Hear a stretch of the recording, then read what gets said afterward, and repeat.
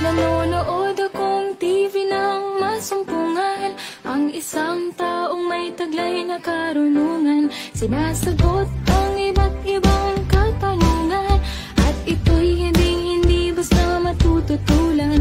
Wala pa ng 5 minutes na siya'y mapakinggan, marami na agad akong natututunan.